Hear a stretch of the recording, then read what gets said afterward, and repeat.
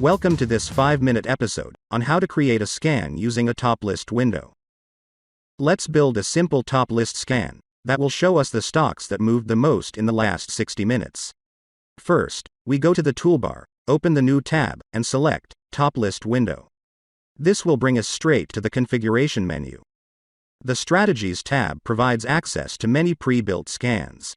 If you would like to use one of them, simply double-click on its name and click OK. The scan will load instantly. But, since we have our own idea, we will instead double-click on Start from Scratch. Next, we'll head to the Search tab to select the filters we need. I am only interested in stocks between $5 and $50, so I will select the price filter, and then press the Add Filter button at the bottom. This will bring me straight to the Windows-specific Filters tab, where I can enter my price range of $5 minimum and $50 maximum. Since I don't want my scan to bring up illiquid stocks, I head back to the Search tab, and enter volume as my next search term. As you can see, there are various filters to choose from. I will pick the Average Daily Volume 5 Days filter, and select Add Filter again. Back at the Windows-specific Filters tab, I'll enter 150,000 as the minimum. I don't bother to define a maximum number of shares. My scan will now only look for stocks that have traded at least 150,000 shares every day for the last 5 days. Here is one quick tip on the side.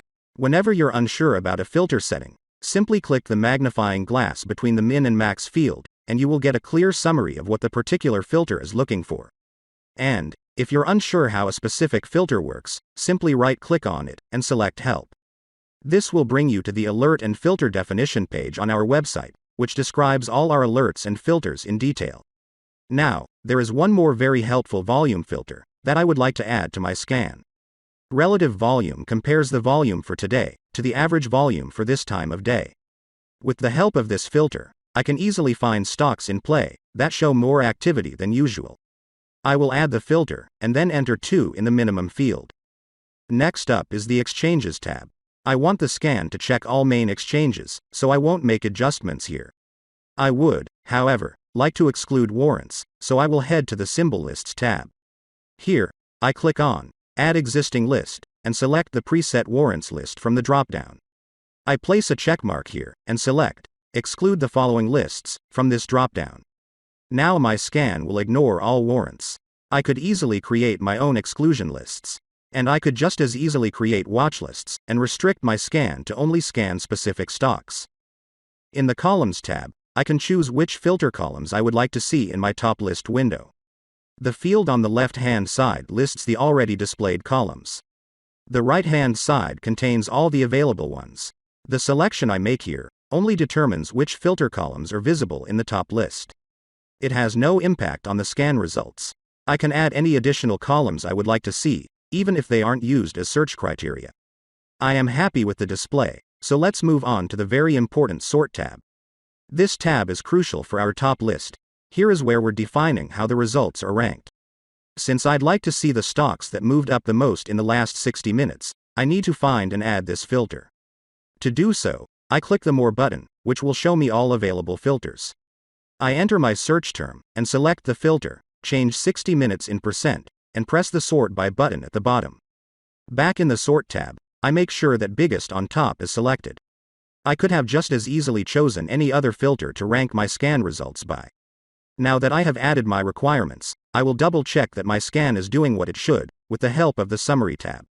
And voila! My scan is looking for stocks with a price range of $5 to $50 that have traded at least 150,000 shares per day in the last 5 days, and currently trade on at least 2 times their normal volume.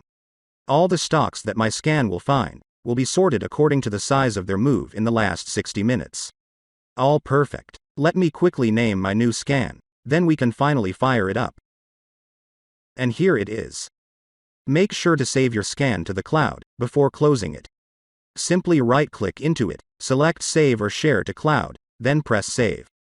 To load it back up, go to the toolbar, open the File tab, and select Load from Cloud. Now highlight your new scan, then press Load. And here it is again. This is just a short intro into scan building.